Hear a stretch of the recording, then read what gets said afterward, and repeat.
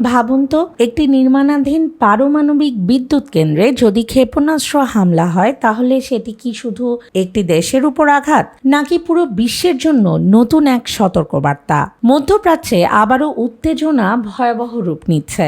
এবার ইরানের দক্ষিণ পশ্চিমাঞ্চলে খুজেস্তান প্রদেশে নির্মাণাধীন দারখুবিন পারমাণবিক বিদ্যুৎ কেন্দ্রে ক্ষেপণাস্ত্র হামলার অভিযোগ উঠেছে যুক্তরাষ্ট্রের বিরুদ্ধে। এই তথ্য জানিয়েছে ইরানের পারমাণবিক শক্তি সংস্থা।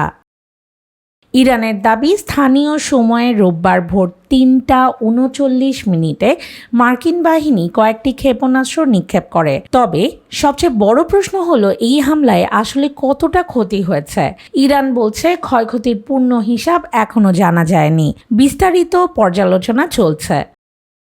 দারখুবিন পারমাণবিক বিদ্যুৎ কেন্দ্রের নির্মাণ কাজ শুরু হয়েছিল ২০২২ সালে। এটি এখনও চালু হয়নি, অর্থাৎ নির্মাণাধীন অবস্থাতেই হামলার অভিযোগ উঠেছে। ইরানের পরমাণু শক্তি সংস্থা এই ঘটনাকে আন্তর্জাতিক আইন লঙ্ঘন এবং অত্যন্ত অগ্রাসী পদক্ষেপ বলে নিন্দা জানিয়েছে। গত কয়েক সপ্তাহ ধরে যুক্তরাষ্ট্র ও ইরানের সম্পর্ক চরম উত্তেজনার মধ্যে রয়েছে। ইরানের অভিযোগ, মার্কিন বাহিনী দেশটির বিভিন্ন সামরিক ও বেসামরিক স্থাপনার ধারাবাহিক হামলা চালাচ্ছে। অন্যদিকে যুক্তরাষ্ট্রের অভিযোগ, হরমুজ প্রণালীতে আন্তর্জাতিক জাহাজ চলাচলে বাধা দিয়েছে তেহরান। সেই উত্তেজনার ধারাবাহিকতায় নতুন করে হামলার ঘটনা ঘটেছে বলে ধারণা করা হচ্ছে।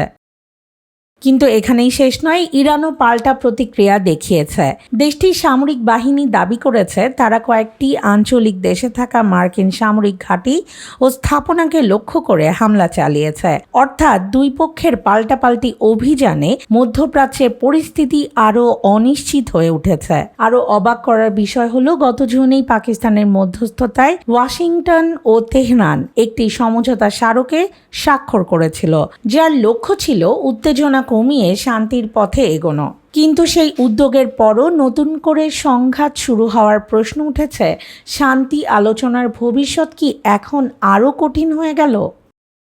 এই পরিস্থিতির প্রভাব শুধু ইরান বা যুক্তরাষ্ট্রের সীমাবদ্ধ নাও থাকতে পারে। মধ্যপ্রাচ্যের উত্তেজনা বাড়লে বৈশ্বিক জ্বালানি সরবরাহ, তেলের দাম, আন্তর্জাতিক বাণিজ্য এবং আঞ্চলিক নিরাপত্তার উপর এর প্রভাব পড়তে পারে। তাই এই সংঘাতের প্রতিটি নতুন ঘটনা বিশ্বের বহু দেশের জন্য গুরুত্বপূর্ণ হয়ে উঠেছে।